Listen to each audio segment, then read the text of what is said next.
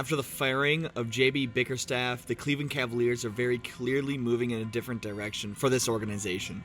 Today we're going to go over 6 different scenarios where the Cavs can go this offseason. And we finally rebranded This is Smoke or Fire, where we tackle rumors, what we call the smoke, and find out if there's actual fire. Or in other words, we discuss if rumors are true or false. Now, there's only 2 options the Cavaliers can make, with smoke coming from Darius Garland's agent Rich Paul, wanting the Cavs to choose between Garland and Donovan Mitchell. The Cavaliers may be forced to give up one of the 2 in a trade, and with them getting bounced in the second round, regardless of injuries, this team isn't quite good enough to get over the hump and compete with the Celtics and the Bucks in the East.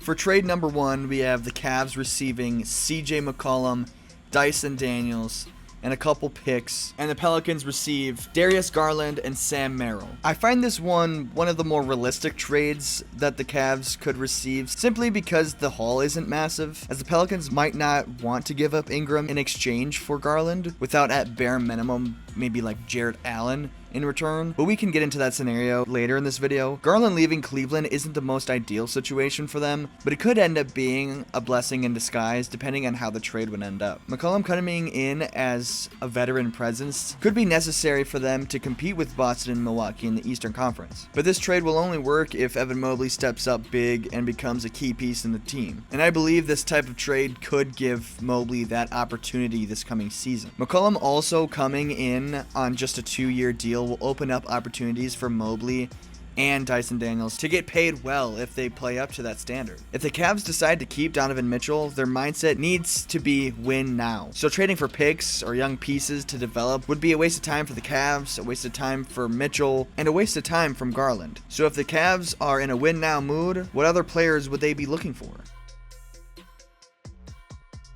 Who else than LeBron James himself? We got the Cavs receiving LeBron James in a sign-and-trade from the Los Angeles Lakers, and Gabe Vincent for Darius Garland, of course, Isaac Okoro, Niang, this year's first-round pick, and 2 seconds. This is a trade I've done a few times in the past few years on 2K alone, regardless of how realistic it is or not. So if this does come to fruition, just know I'll be saying I told you so. With that said, this is obviously a shot in the dark. LeBron being traded in the first place would be outrageous. But let's just think about a scenario where LeBron is considering a different team, but he's going to be making over $50 million a year, so his ideal landing spot may not be able to afford him. Where does that leave us? Some sort of sign-and trade, just like Kevin Durant leaving Golden State when they received D'Angelo Russell in return. A second return to the land, a prophecy ender, and a perfect ending for the greatest player to touch a basketball.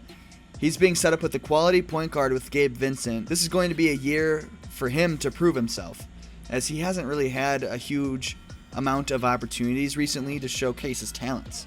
Although he may not be the answer for that starting role, there are a few cheaper point guards Cleveland could go after this offseason in free agency. Pat Bev, Jordan McLaughlin, Markelle Fultz, DeAnthony Melton, Tyus Jones, Dennis Smith even. All capable, all on the cheaper end, of course, to team up with Donovan Mitchell in the backcourt. The rest of the starting lineup would look the same. Braun, Mobley, Jarrett Allen. Would this squad be enough to take Boston to 7 games? Let me know in the comment section below. Alright, I know I was just saying how trading for picks would be a waste of time, but the phone is ringing and the number has a San Antonio area code on it that might be worth picking up. For this, the Cavs received the 4th overall pick this year from the San Antonio Spurs, Keldon Johnson, Trey Jones, in exchange for Darius Garland and Niang. In a scenario where both teams accept this trade, the Cavs look to go a little younger.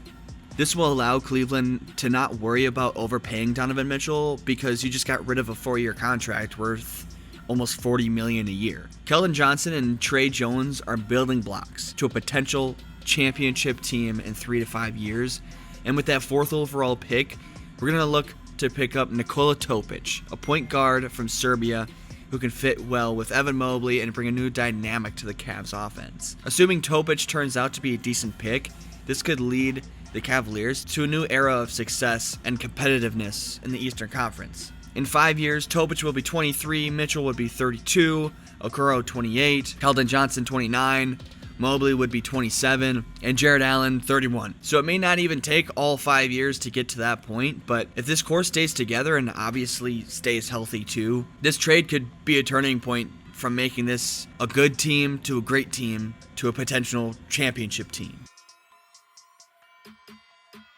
For trade number 4, we have the Cavs receiving Brandon Ingram, Willie Herman-Gomez, and Jose Alvarado for Darius Garland, Okoro, Niang, a 2024 first and a future second. This one's definitely my favorite right here. The Cavs get a guy who can genuinely bring them over the hump here. Now, you lose a starting point guard, so going back to the LeBron signing trade, Tyus Jones, D'Anthony Melton, etc., they'll figure out the point guard position. That doesn't need to be a part of this trade. But then you have a duo between Donovan Mitchell and Brandon Ingram. Not only that, you also have your defensive anchor in Jared Allen still, a young star in Mobley, a bench that's still deep too. So you're keeping a lot of pieces here that can be really crucial for an actual championship team. And now for New Orleans, this is a full green light for Zion. Full green light, number one option, setting him up with a true point guard in Darius Garland, a young stud in Okoro too, so there's room for development in New Orleans, a culture to build, and a playoff run to have coming soon. On top of that, you still have CJ McCollum, Jonas Valanciunas, Larry Nance, all veterans who can be key pieces to mold this culture, man. Both teams come out with this with a better ending, where they have a chance to build a championship roster.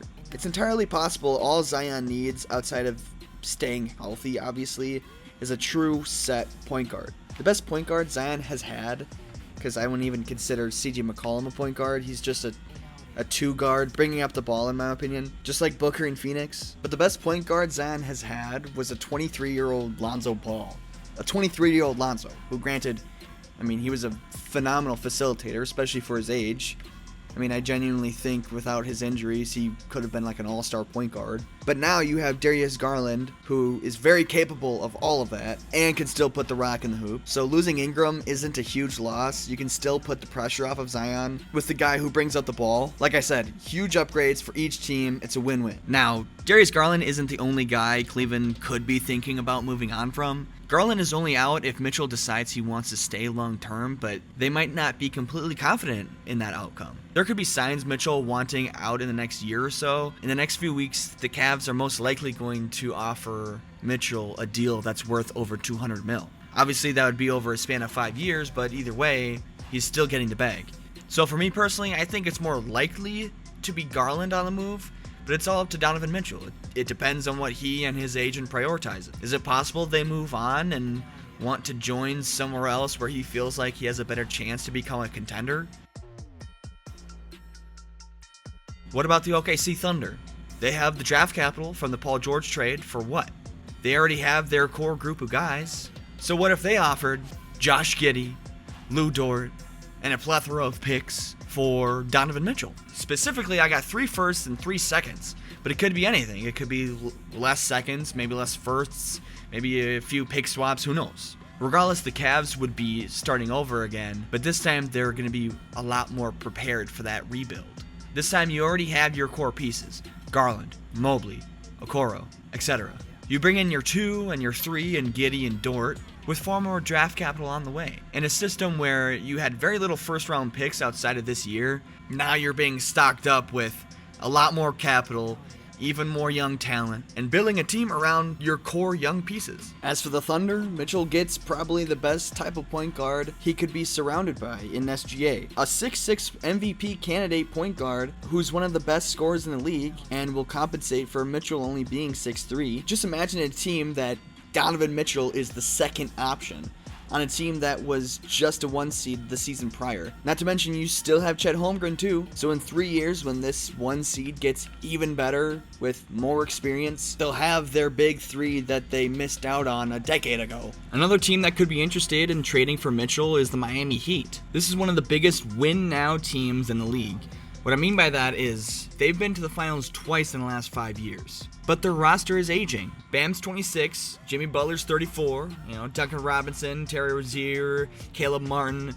This team is aging. There's 2 options for Miami right now. You either blow everything up or you go all in. And it doesn't seem like Miami's moving off of Butler anytime soon. He might even retire a part of that organization. So is it possible to bring in someone like Donovan Mitchell? What I have is the Heat received Donovan Mitchell in exchange for Tyler Hero, Jaime Jaquez, Nikola Jovic, and 2 firsts. I might not even pronounce those names correctly, but anyway, you get my point. This would be solidifying a new number 1 option in Miami, taking the load away from a now older Jimmy Butler, a strong defensive team already, now adding one of the best scorers in the game. And as for Cleveland, this isn't the strongest offer they could probably get, but it could be the strongest offer they actually get, because Donovan Mitchell will be on an expiring contract. So teams may not want to take a risk on a potential 1 to 2 year rental.